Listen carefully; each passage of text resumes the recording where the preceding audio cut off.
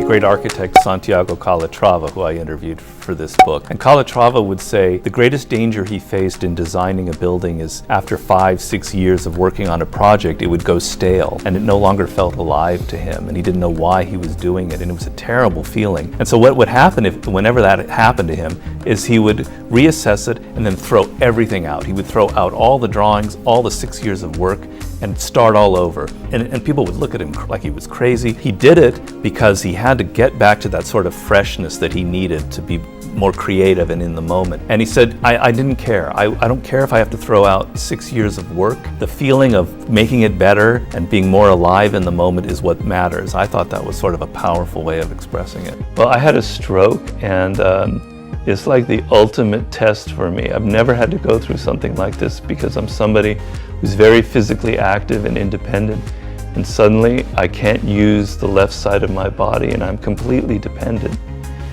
And the initial reaction is the natural reaction. Oh man, damn, why did this have to happen? This is so unfair. Why me? You know, if only I could just keep swimming and doing my life the way it was. I'm so upset. And I talk in the book, your natural reactions, you don't have to fight them. You have to go take the next step, which is the next day after you've gone through this, is to analyze your own emotions and why you're feeling that way. So I've had to go through that process, and it's actually been extremely powerful for me.